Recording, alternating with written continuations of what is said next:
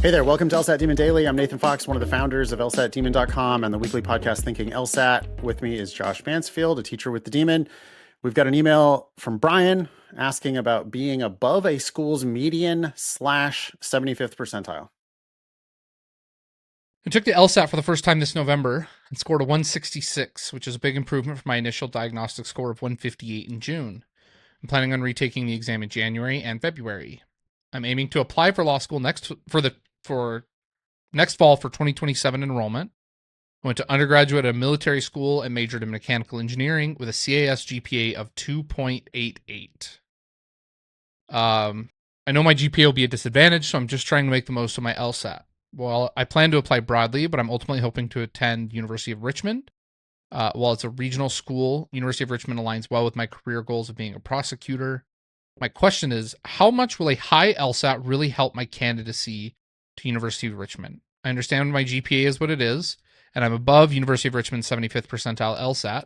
And while I'm doing everything I can to improve my soft skills, make the most of my LSAT and GPA, is there really any advantage to being more or less above their median / 75th percentile?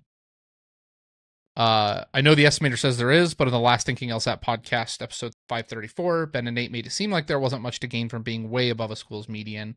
Appreciate everything you do. I do not know where I'd be without you guys calling out the misleading narratives told by the law school community. Thanks in advance, Brian. Thanks, Brian. I think it depends, and only you will know when you apply broadly and see what kinds of offers you actually get. Mm-hmm.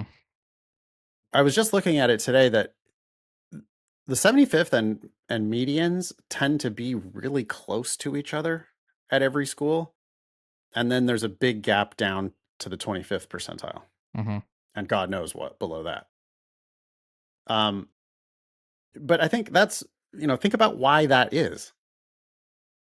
Well, it would be because higher scores are rarer. It would also be because people with higher scores have better options.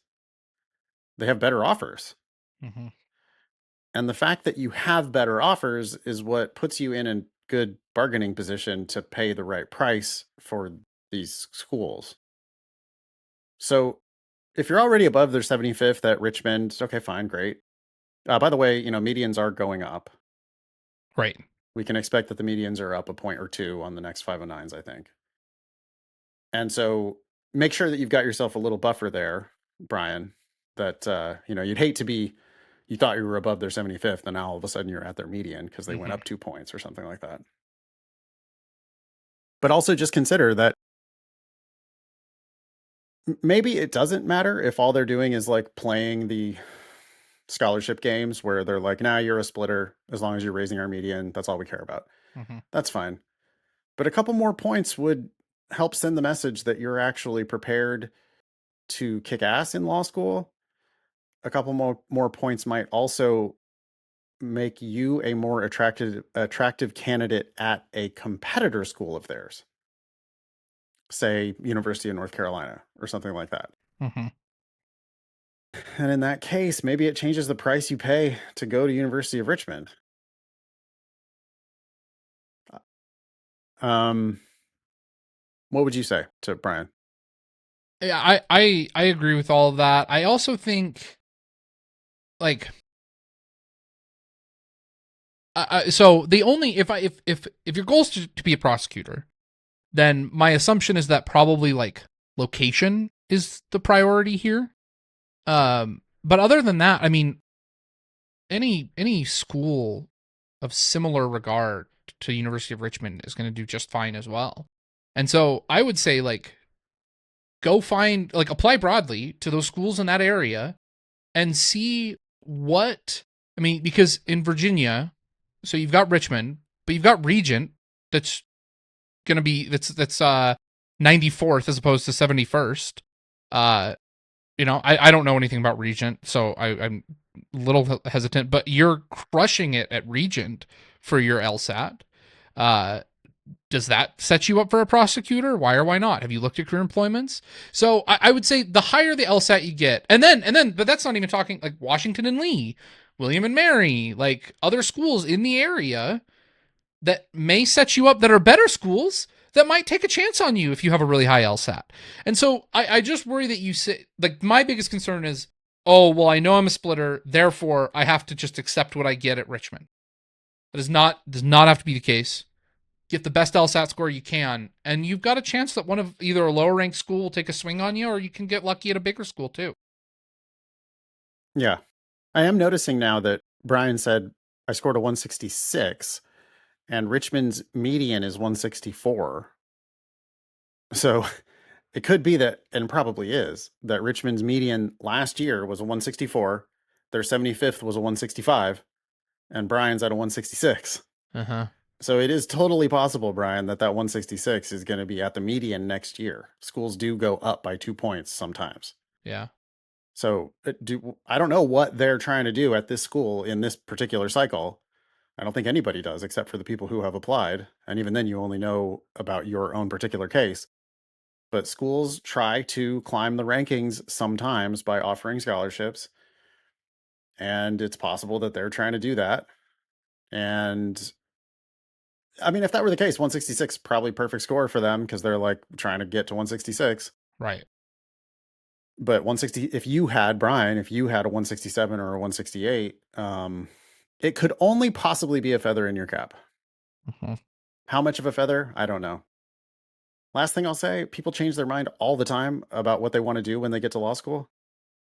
And law firms do care about your LSAT sometimes. Law firms are asking for LSAT scores. Yes. Like because they don't have grades 1 yet. L's and 2 L's for their LSAT score. Yeah.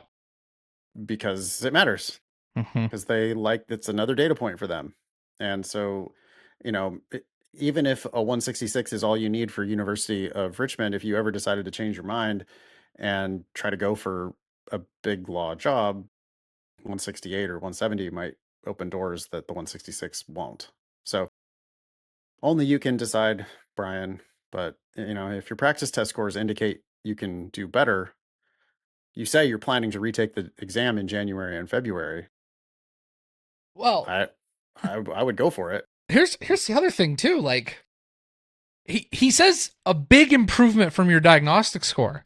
It's only a 158 diagnostic. Yeah. Oh, you've got room to run then. Yeah. Like if I had someone tell me they had a 158 diagnostic, I'd say, oh, so when did you get your 170? 75. Yeah. Mm-hmm. Like anything less than a 170 is settling a little bit here, Brian. And I agree. And there are schools in the T14 that take extreme splitters because they want high LSAT scores. And they'll say, you know what? We don't care about your GPA. We want the LSAT score. Please come. Yeah, get a 175 and open the door to Wash U. Yeah. Which gives full rides and stipends. And, by the way, he said something. He said U of R aligns well with my career goals of being a prosecutor. Josh was kind of suggesting this, but I'm going to say it explicitly. Every school aligns well with your career goals if your career goals are you want to be a prosecutor. Yeah. Okay? Every school is going to qualify you to sit the bar, and you will be able to build a criminal law career for yourself.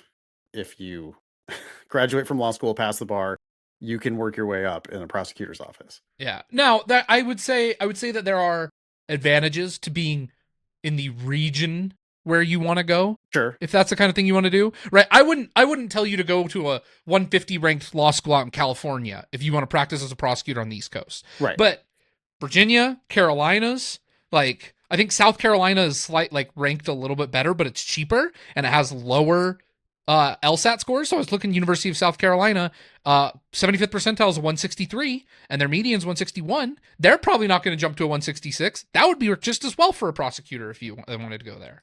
Yeah, just take the LSAT again, Brian. If you think you can do better, you probably can. If your diagnostic was 158, I do think that you're settling if you don't eventually end up in the 170s. Just apply broadly, and this is all going to work out fantastically well for you, I'm sure. Thank you for writing in. Email daily at lsatdemon.com if you'd like to ask us a question or share some LSAT or law school admissions news. Thanks for listening.